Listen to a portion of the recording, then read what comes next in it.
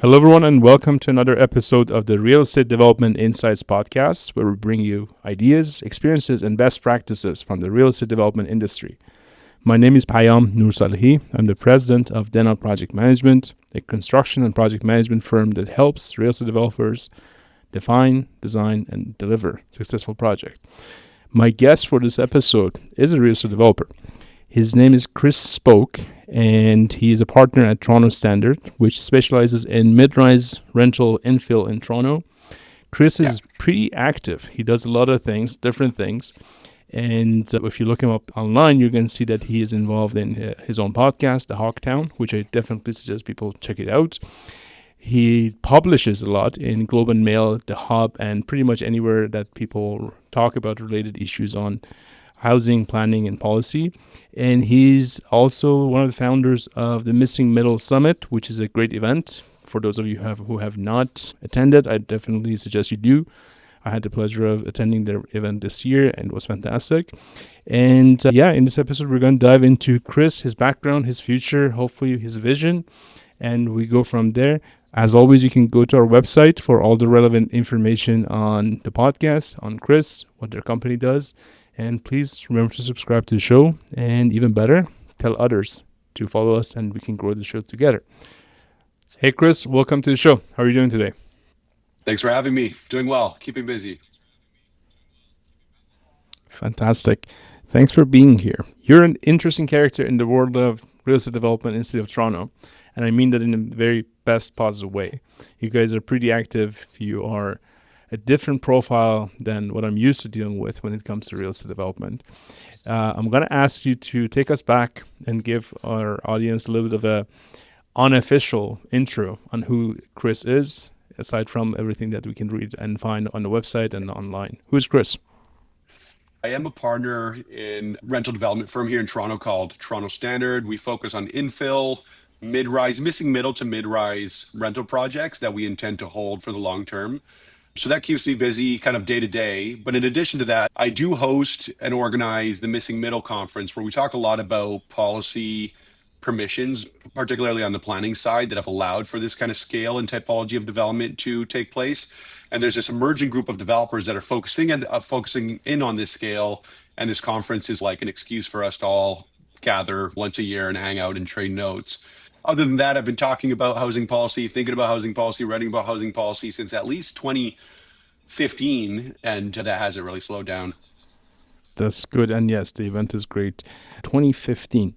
When I was doing my homework for this podcast, I came across your life a little bit before 2015. You come from a digital background. You're not our typical from a construction or architect or investment type of person who walks into the development side. Why development? Yeah, I think I come to development in an atypical way, or I had like a non-traditional path to get here. I started in just being interested in housing policy, and I was working, as you mentioned, in kind of various digital fields. I worked for digital agencies, I worked for startups. I had a couple of my own small startups, nothing kind of very notable. But around 2015, 2016, I started getting very interested in housing policy generally. Around 2017, I actually created an organization to advocate for more, we could say, liberal land use rules. It was like Toronto's first true YIMBY group, Mm-hmm. YIMBY meaning yes in my backyard. And through that process of advocacy on the policy side, I got more and more familiar with the industry, and it became more and more interesting to me. And through a series of random events, ended up taking a job for a mid-scale developer here in the city called the Benvenuto Group, and did that for a few years and then kind of left. I was doing some real estate deals side of my desk while I operated my own software agency called August. And this business that we're running now is only 2 years old. So there are three partners, us three partners. We've been doing deals and building small projects for longer than that, but never under a unified brand and never as a full-time focus. So that is actually relatively new. Okay. So before we dive too much deeper into this mix, was there an aha moment? Did you have an aha moment when you switched roles from an advocacy perspective and someone who's interested to someone who's now knee deep and has skin in the game? Was there an aha moment that you're like, oh, I didn't know this is going to happen, or I wish I had known this one thing before we got started? It's mostly been positive. The reason for the pivot was there were a few reasons. One, I just got tired of the advocacy game and of working with not for profits. The whole not for profit scene, I think, in many ways could be both helpful at the margins, but also very insular and toxic, even. It was just not like where I wanted to spend my career. And then you talk about something for long enough, and at some point you actually want to do it. You don't want to just be a talker. The idea of talking about the need for more housing is great, but I wanted to actually contribute to that, to actually build more housing. Obviously, when you start a business, there's a lot more risk, there's a lot more involvement. As a real estate developer, I often mention to people who are interested in starting a life as a real estate developer that what really sets a real estate developer apart from someone who has a job at a real estate development company or who works for like a consultant or architecture firm or something like that is your ability to raise money and to guarantee debt. And these are two things that like don't come naturally to me, and there's like a certain risk tolerance that is required. Those are things that are now very much a part of my day-to-day life and considerations that just weren't before I was in this business. So if you were going to go back and give yourself a couple pointers after now, a couple of years of doing this, what have you learned on those key skills? Do you want to share it with our audience here? I think no real secrets, right? Like I think you just have to do it. You have to deliver on projects. You have to build a reputation as someone who knows how to buy well, how to manage an entitlement process well, how to build well. And if you do that consistently for a long enough time period, there are dollars out there that are looking to park themselves, in our case, in rental projects for the long term. They just want to make sure that the developer knows what they're doing. And I think some of that you could demonstrate through your knowledge and experience, but some of that you have to demonstrate over time through a track record. I don't think there's a way to really shortcut it. Even now, I mentioned that our business is quite young. This is something that we're going to be working on for a very long time. And my sense is we spend more time actively fundraising, as an example, on deals today than I hope to be doing in 5 years from now. Because hopefully, 5 years from now, we have a better network, we have a better reputation, we have more of a track record, and that side of the business comes together a little bit more quickly, and we could spend more time actually developing real estate. And that's a fair statement. In all fairness, it's a long game, it's a reputation game, it's a very risky game, if you may. Yeah. And yeah, it's hard to win trust. And John C. Maxwell, in one of his books, says that trust is made, the T in trust, it stands for time. And that means that you need to keep need to get the reps in and spend the time there. And now maybe the 10,000 hour rule applies here, maybe it doesn't, but definitely a track record, the time, know-how does help. Let's dive in a little bit deeper. Why midrise and rental infill? I am and have been and probably will be for as long as we're doing this an advocate for the midrise section for the infill projects. But it's never less amusing, or it's very informative for me to hear other people's reasons for having the same passion. So why midrise?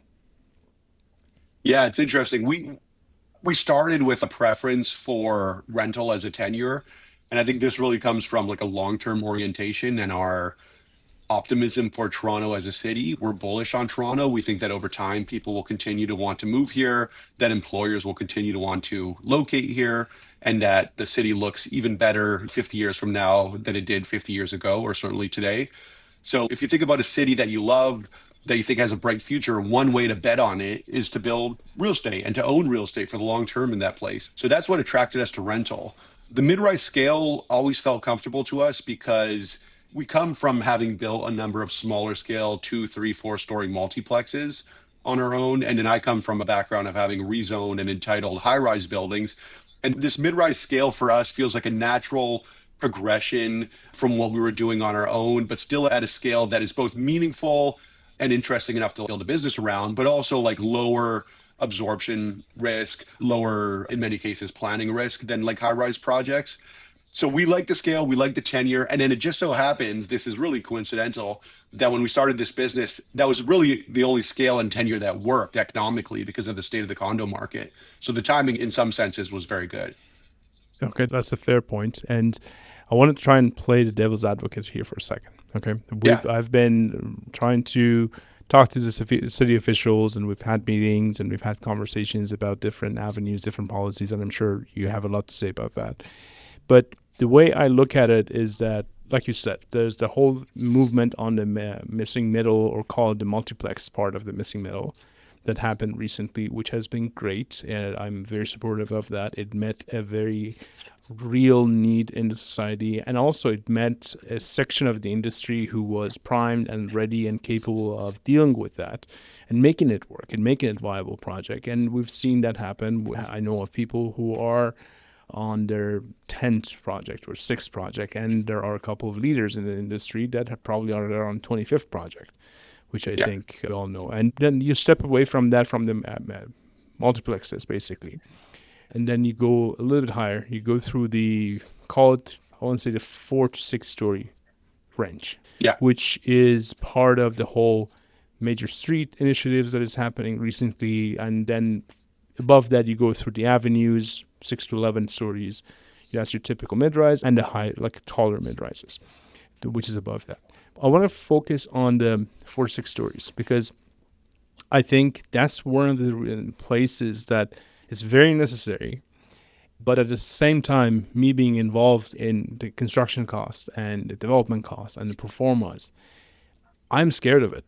When I talk to Sure. developers, I'm like, these numbers to make work on a 4 to 6 story, it's very hard. Like, I'm wondering what you feel. How do you think about that?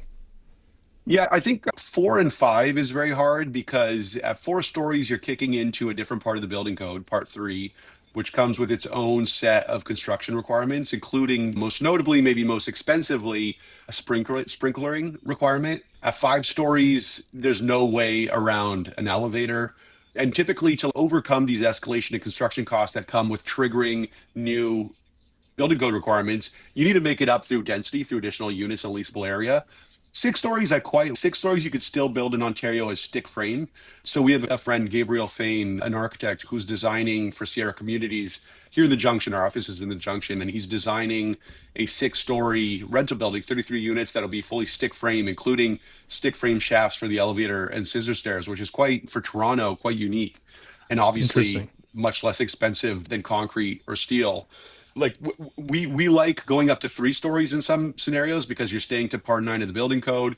If we're going above 3 stories, we probably want to jump straight to six. We have built some 4 stories in the past, but I think 4 and 5, it really has to be the right site that you could purchase at the right price to make sense. And we do, for what it's worth, we do have a site that we're now building to 4 stories.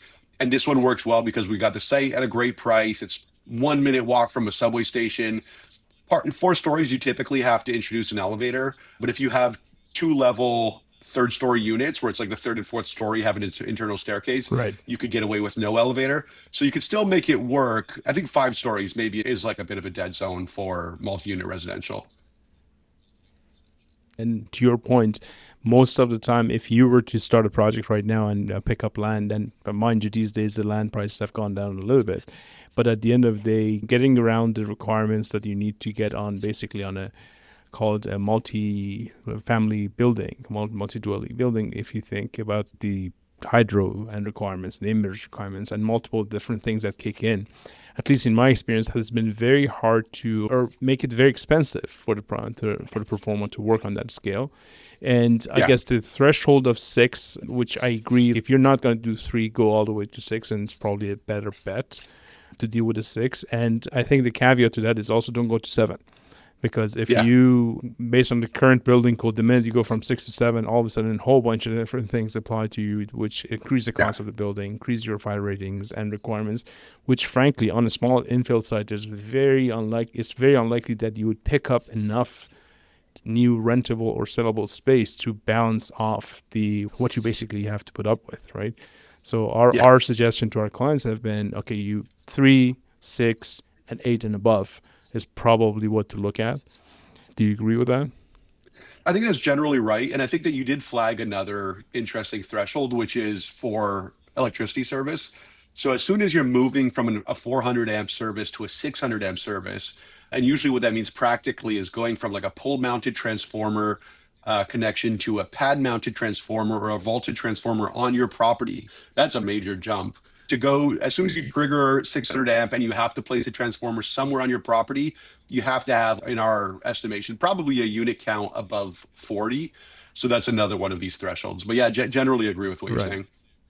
Yeah, and I know I actually heard you talk about the fact that I think on one of your projects you had previously mentioned that you guys could have gone to 10 units and you didn't. You stayed at 6 just not to have to deal with that. Did I get that right? We've done a few things. So on some projects, we'll go to 10, even though we could fit in more because we don't want to trigger site plan control. On some projects, we could go to 8 or 9 and we'll stop at 6 because we want to take advantage of the DC exemption. It's really like a silly and maybe even a crazy way to underwrite deals, but it really is a consequence of policy. And the way policy is designed in Ontario, certainly in Toronto, you do have these major benefit cliffs at these different thresholds. And I think there's probably a smarter way to do that. It doesn't make sense, for example, that if you build a 7 unit multiplex, you pay 7 development charges. And if you build 6 units, you pay 0. That doesn't make any sense. Maybe on the 7th, you should pay 1 or something like that. Nevertheless, this is the game, Right. this is the board as it's laid. So we play with the rules that are available to us. And to top up what you said is that like the old wisdom in development has been the more the better, get more intensity, just build more, build higher, and but I think that rule generally it's not necessarily does not necessarily apply to mid-rise scale because like you said there are instances where you're going to have actually your marginal improvement is going to be depreciating, so it's not worth it. Like cost of Yeah. improving, adding another unit, costing of adding another floor is actually detrimental. So you mentioned policy. Let's talk about policy. If you were to pick one policy today that you were talking to our chief planner, let's say Jason Thorne these days, and let's say Jason, there's one policy that we think that if you think about it, you change it, you modify it, it will really help us catapult this section of the market. What would be that policy? Yeah, so naturally I could think of 100 things, but if I have to land on one, it would probably be something that to their credit is already in progress, but it's not completed. All projects at this scale should be as of right. They should not require a zoning bylaw amendment process. Maybe in some cases it makes sense to have like a committee of adjustments process for minor variances, but the idea that you have to go through a lengthy and expensive and frankly political zoning bylaw amendment process for a mid-rise building could often be a total killer. Now, I said that the community planning is working towards this. So we have the major streets policy, as you mentioned, which is effectively as of right for 6 stories on major streets. We have the avenues policy, which are being updated for new avenues. The next work stream in that effort will be to update the official plan. And the third work stream will be to update the zoning bylaw so that these are as of right. This to me was obvious 15 years ago. We should have done it then, but better late than never. So I would say take this work that's already in progress and just get it done next week. Just push it through. Just push it through. Just push it through. So let's switch gears a little bit. I know on your website on Toronto Standard, you talk about the whole mid-rise section, like we explored so far, but you also have an interest in high-rise. It seems like that high-rise interest kind of is mixed with the MTSA, with the major transit station areas, which has been very popular for the past, I don't know, year at this point. Walk us through that. Why? How does that shift of mentality works, and how does that looking at a project work, and how is it different? Yeah, so we do have one high-rise site that we're currently taking through a zoning bylaw amendment process and actually an OLT appeal. 39 stories, 490 units, 358,000 square feet of GFA. This is in South Etobicoke. We stumbled into this deal almost serendipitously. So we had assembled 3 lots for a mid-rise project on which is half of the current development site. And we had submitted a zoning bylaw amendment application for an 11-story mid-rise. And we quite liked that scale. It was squarely within where we wanted to be. But this also happened. We closed on the land, I think 1 month before the first rate hike through this kind of like rate hike cycle we had coming out of COVID. And after a few of those rate hikes, our project was just completely underwater. We had just paid too much for the land for the density that was being proposed.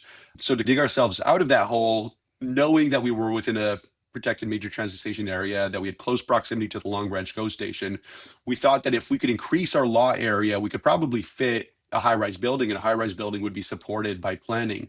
Through a series of like negotiations and outreach, we bought a plaza, which was located to the west of our property.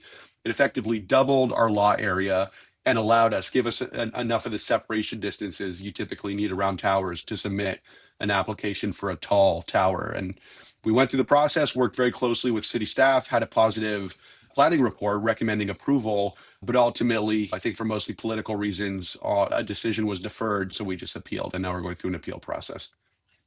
Do you see any major difference in the way you look at a high-rise building versus a mid-rise infill project? Yeah. To start, we have a completely different consultant team.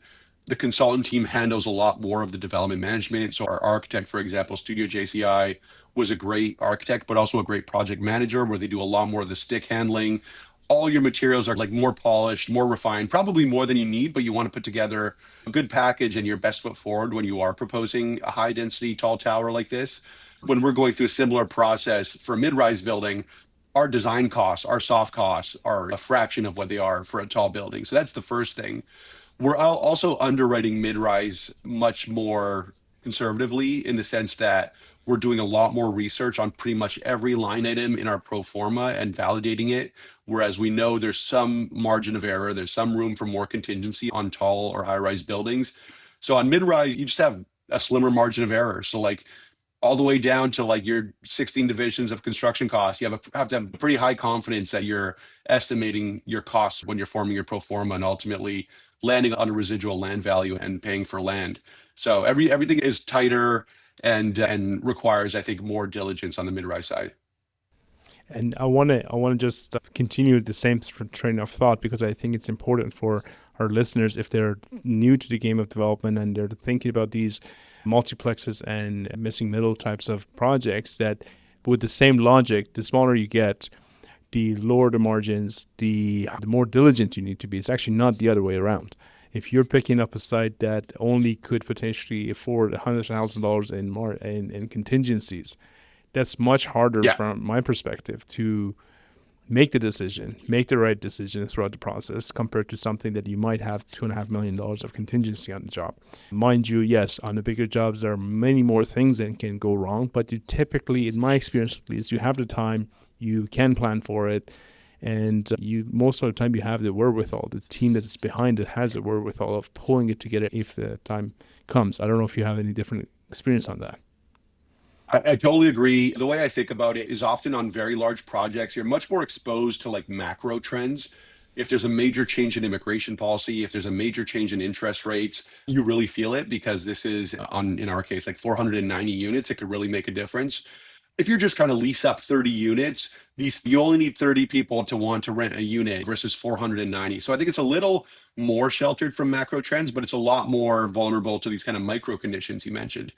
If we are within some separation distance of a high voltage power line and we have to relocate it, it's the same cost whether we're building 40 stories or 4 stories. And obviously, a 40-story pro forma is much better able to absorb that unforeseen expense. So totally agree with that.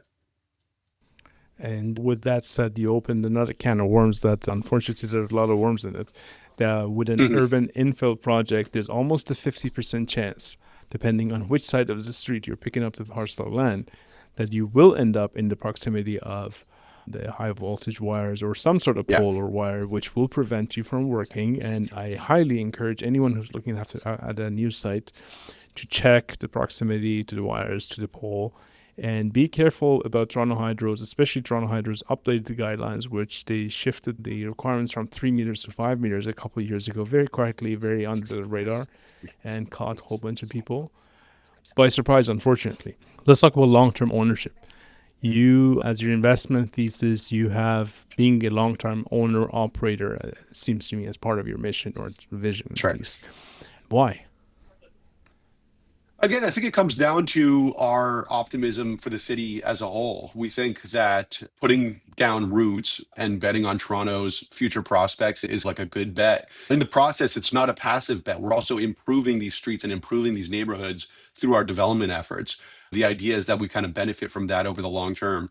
Even when the condo market is more normal than it is today, typically like a condo pro forma looks better on year one of occupancy than a rental pro forma does. But the further out you project, and this really comes down to the alignment with your equity partners, the further out you project, the better rental looks. And I don't think it's a coincidence that Toronto's richest families, almost across the board, are families that have owned rental in Toronto for a very long time. So that's quite attractive to us. And when you're looking at it from that lens, are there any specific decisions that you're making, considering that, like you said, you plan to hold it for the next 25, 50, maybe more than that years to come? Yeah. Are there any specific flags, checklist items on your list that say, you know what, we need to make that sure that we get those 5 things? If so, can you share what those 5 things are? Yeah, I think we're thinking a lot more maybe than like maybe a shorter term oriented developer on the long-term operations of the building, like the functional operations of the building. Things as simple as how are you going to manage move-ins? How are you going to manage move-outs? How are you going to manage renovations of units on turnover? We spend a lot of time thinking about that. We spend a lot of time thinking about the performance of the equipment and materials that go into our construction. This is not something where we're just going to hand it off to a new owner and be fully cashed out. These are all things that ultimately we're going to have to deal with when equipment has to be replaced or when materials start to fail. So we do spend a lot of time thinking about those things. And then maybe the other thing is location. Often we're trying to get into as good a location as possible, but sometimes that means trying to be a little bit ahead of the curve so that we can still get land at a price that makes sense for our pro formas. What are neighborhoods that are going to look much better in 3, 5, 7, 10 years than they do today? And that's not always the same neighborhoods that are like peaking today. Yeah, I think that's a part of it. Once we get more units into management, there's probably also a way in which we'll manage our tenants that'll be different than someone who's just leasing up, hit it, and looking to sell at stabilization. Everything is done with a lens, obviously, to making the development project work on its own, but also have the building perform well over time. That's a good point. And for people who are more interested in learning more about this topic, I suggest that they listen to our episode with our mutual friend Brandon Whitsitt, where Yeah. he explored these ideas in more details, and he knows a lot about that topic. I want to switch gears a little bit. When I was as part of my homework, I was going through your website, and you have a very interesting page on your website, which I don't know Sure. if you know what I'm referring to, but I haven't seen that page on other developers' websites. So I'm going to read the title, and I'm going to ask you to walk us through steps there, because I think it's, first of all, it's interesting because it's so clear.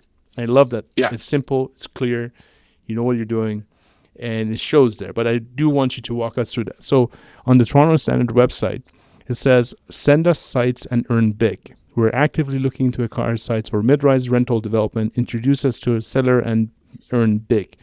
And then you're listing your requirements for what you're looking for. It Yeah. literally says what we're looking for: no less than 60 feet of frontage. We're open to assemblies.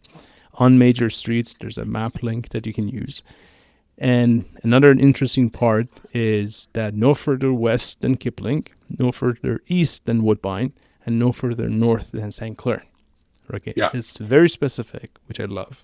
It makes it simple, because I know I do sometimes. I'm sure you get more of these sites sent to you, which are just totally out of your ballpark. Walk us through that. What came about? How did that came about? How did that page and the logic, the criteria, where did that come from? Yeah, I mean, our general sense is we have a pretty good model, we think, on how to develop at this scale a good construction system that we're refining over time, that is pretty dialed in for building at this scale. And now the question is, when you're building 40, 50 units at a time rather than 400, 500 like the high-rise guys used to do, how do you get to a scale across all your projects for a total unit count that is meaningful? If we build 10 40 unit projects, that's as much as one 400 unit project, of course, but that means a lot more on the acquisition side, the underwriting side, the debt, the fundraising, and so on. So this is really an effort to get more inbound deal flow. And it's both targeted to agents, but also to non-agents. People just know people who have lots that might be looking to sell. But even for agents, it helps, to your point, allows them to filter down a little bit into our way of thinking. What we often see is agents know, as an example, that there is a minimum frontage requirement to build a mid-rise building of a meaningful scale. And they also know that our budgets are quite low. We're quite price sensitive. So what they'll do is they'll send us these like really wide lots in north of Etobicoke or Scarborough, which doesn't work for us because we're not getting the rents we need in those areas. We're typically building with no parking. Those are not walkable neighborhoods. So this is just to help them filter a little bit so that when they do send us stuff, they could run it by this checklist to see if it fits. And I should say, within all those points, there is some nuance. Like we're willing to do exceptions outside of those criteria. But as a general guideline, I think it's been quite helpful. And I guess so you just answered what I was going to ask. You have had success with this page and approach. Yeah, I should say, I don't know. Actually, maybe not. Because everything we've bought so far, we've sourced ourselves. We've had people send us stuff and we've kicked the tires on it. And ultimately, where these things fall apart is when we underwrite our price. and the price doesn't meet the expectation of the seller. No, we haven't gotten to the point as an example where we've paid out a commission, but everything we've bought through agents, and obviously we've paid commission to agents. So this is just a way to try to get more inflow. So my sense is we're going to keep that up forever, and maybe I'll add even more granularity to our requirements as a way for people to put themselves in our shoes and look at sites the way that we look at sites. That's good. And on a note about the commissions, I see that you say you get paid via certified check, wire transfer, or bag full of cash when we close. That's right. Please take a picture of that bag of cash if you ever end up doing that. Would be an interesting thing to see. We'll pay Bitcoin. Let's We'll switch pay a little whatever bit. they prefer. Yeah, we've had, I don't want to divulge too much information, but we've had to pay people with different methods throughout the years for different purposes. And yeah, let's just leave it at that. You talk quite publicly about many different things, and many different things upon development on your podcast, on the webinars, on the seminars, in events. And one of the things that I know I struggle with sometimes is how much do you share, how much do you not share? Because at the end of the day, there are certain, I don't want to say trade secrets, but there are certain information which is sensitive to the projects. How do you draw the line? And it's more of a question for myself. How do you draw the line? I think we and I probably share more than the average developer for a few reasons. And there are sensitivities, but different flavors of sensitivity. One sensitivity is developers seeing each other as being in the same business and ultimately in competition with one another. I don't really see that at this scale. 40 to 60 units, I think the market could absorb many buildings at that scale. I don't really see developers as being directly competitive. Maybe if we end up both bidding on the same lot, but that has never happened yet. In fact, we host a monthly breakfast for Toronto midrise developers with active projects where it's 8, 10, 12 of us, depending on the month, just trading notes on what we're learning. And I think that's quite healthy and helpful. The way I put it is like our competition really is the city, is our ability to navigate through city processes in a timely manner and cost-effective manner. And to the extent that we could group together and lobby for certain things together, I think it just gives us more weight in our advocacy efforts. Another flavor of sensitivity is political sensitivity. So when you have a project that is about to get to some milestone where you have like a community of adjustments hearing with public participation or a community consultation meeting with public participation, especially if you're in your award with a councillor who is more predisposed to oppose development than support it. I think in those cases, often we do keep our cards close to our chest for some time. Like we probably won't jump the gun on announcing our plans for a given parcel until we really have to. I don't think you gain many points by letting the local residents association organize earlier their opposition to your project. So those things, like on certain projects, we won't reveal addresses as an example until we're a little bit further along.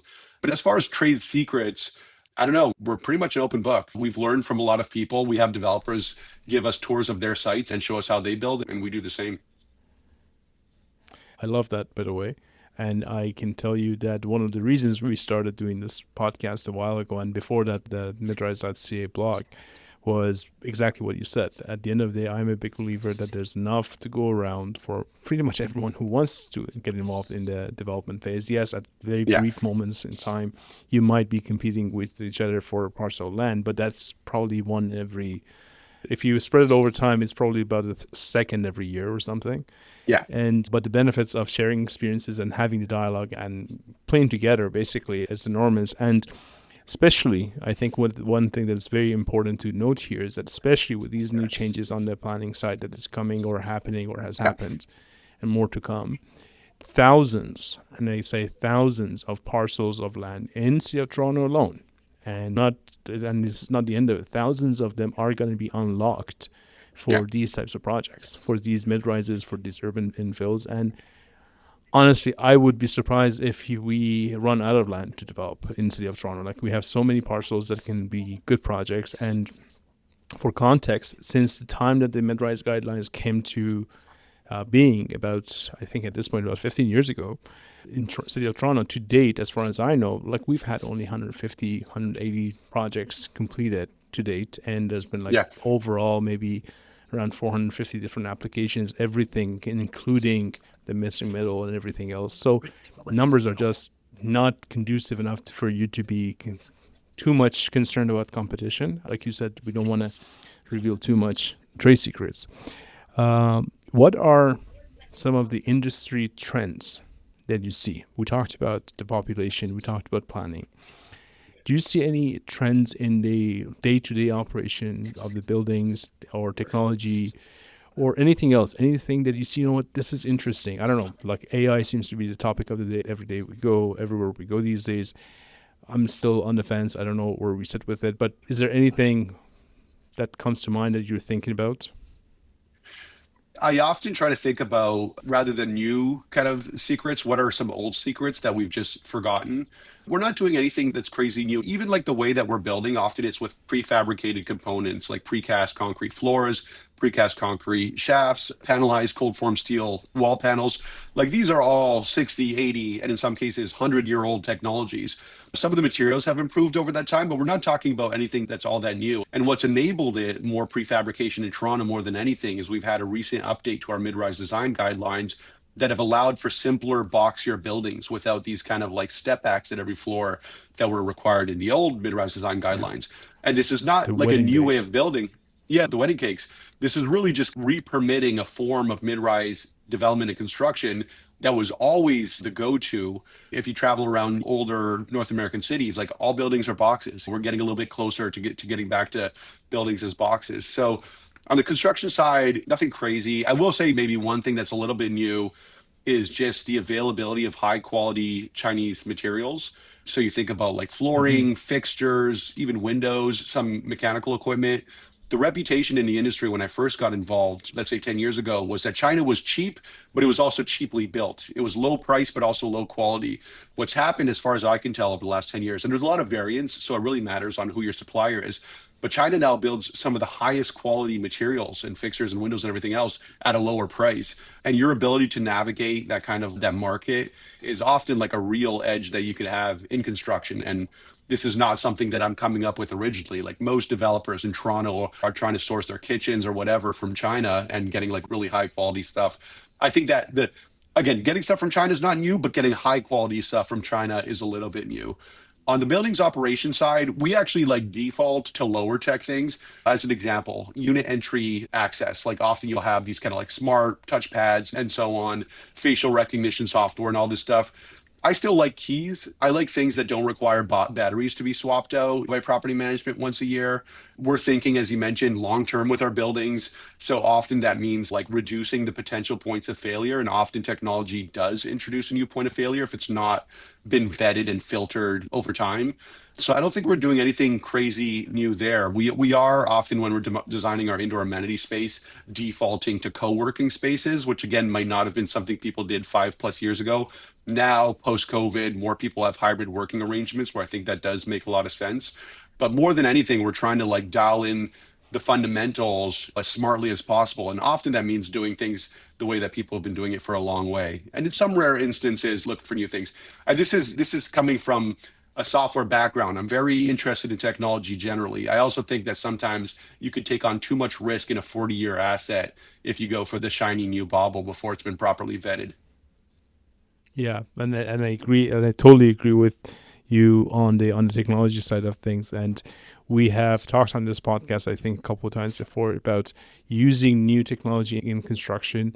And sometimes we're, as construction people, we're accused of being behind and being laggard, if you may, on the technology curve.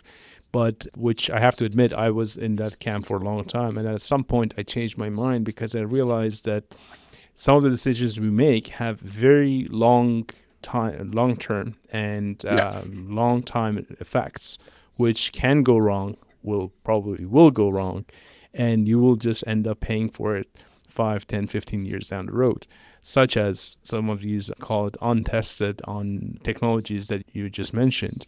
And Yeah. yeah, just be careful with the technologies that you pick, especially the new ones. There's a good reason the old stuff still works.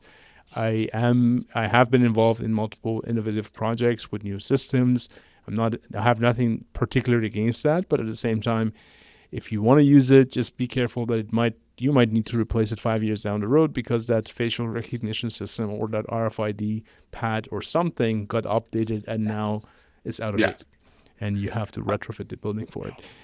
We have a role play section at the end of the Sure. podcast, or toward the end of the podcast. And I know you have a lot of opinions, if you may, on policy. We talked about the planning at the municipal level, so I won't ask you to talk there. But let's say we could give you one question to pitch to federal, let's say Mark Carney, or provincial Doug Ford for 5 minutes to help them improve the situation, help them facilitate, help them get us out of the hole that we're in right now. Does anything come to mind? A lot comes to mind. So again, just as with my municipal answer, I'll try to stick to one thing. For all these guys, I've got dozens, if not hundreds of ideas. What I might ask Mark Carney for is to have, he's been copying a lot of Pierre Poilievre's policy proposals, and I think that's mostly a good thing. The one that he hasn't yet copied is this idea that if somebody sells a business in Canada, they should be able to defer paying capital gains as long as they reinvest proceeds into another business, including the business of real estate development. In the United States, they have this tax treatment called the 1031 exchange, where if you sell a piece of property, a real 1031, estate yeah. building, as long as you reinvest it, you could defer capital gains. And what that does in practice is one is it unlocks assets. You have a lot of people who own plazas, apartment buildings, parking lots in Toronto who have no reason to operate it and aren't really interested in operating it, but they don't want to sell it because they don't want to be hit with that capital gains tax. If they're able to defer it, they might sell it and roll the proceeds into a new project. And those underused sites would come into development. And then, of course, the proceeds of those sales could be reinvested on the equity side. And equity is always a constraint in real estate development. So that would be my pitch to Mark Carney. Doug Ford, probably, I have more ideas for Doug Ford than either the federal government or the municipal government because the provincial government has all the levers and all the power. But again, if we had to zero in on one, it would be a modernizing process of the Ontario Building Code, including for things like single means of egress to higher heights at minimum 6 stories, to European standard elevators, which are smaller and much more affordable. I think we're going way too far on some of these energy efficiency and accessibility requirements that often act against the interest of energy efficiency and accessibility because they kill the viability of projects altogether. So I think the building code has escaped a lot of political scrutiny because people think of it as just a purely technical document that does not incur any trade-offs. But as we know, working in development, there are always trade-offs. You can make the building code as safe and accessible and as energy efficient as you want, but if I can't build any buildings, there will be no buildings that comply with this perfect code. So I think there's a lot you could do to modernize it and pare it back. And often just aligning it with other jurisdictions around the world, including European jurisdictions that are much better at building housing than we are back. And amen. The building code comment, which is, I think, very important one, has to do with the fact that developments don't happen just on the planning side. Developments Yeah, happen in an ecosystem, if you may. yeah, There are 1,000 items that a developer needs to get right for the project to work. Probably a handful of them has to do with the planning, which is very important, don't get me wrong. But it has to do with the policy. But as long as your building code is there to hinder you with all the, I want to say, outdated per se, yeah. requirements or stringent, too much stringent items that we've talked about on this podcast. We've had Conrad Speckert here. We talked about the single staircase. We had Jack Keys. We talked about the height of the building and fire requirements. And I know both of them are very actively working, but at the same time, I know that pretty much the whole discussion about the fire rating the fire escape and the two-stair access seems like it's not going to go anywhere until 2030, which is, in my opinion, very late for such a big change to enable a very high number of smaller projects to become viable. I know cities trying to put together an alternative solution library that could help the process and say, okay, we've already done it once, go figure out how did we do it there. But based on what I'm hearing on the streets, it's still far from being practical, if you may. So I think that's a very important note. And on the 1031 note you made there on the tax code, it's very true. Like, this is one of the things that I'm an immigrant to Canada. I came here about 10 years ago. And before coming to Canada, I was used to study real estate. And like, how does real estate work? And it took me a while to realize that doesn't exist in Canada. And then that's a very interesting part of the U.S. real estate concept and strategies that many people take advantage of. And frankly, it's I'm surprised that it's not here, so I'm happy you brought it up.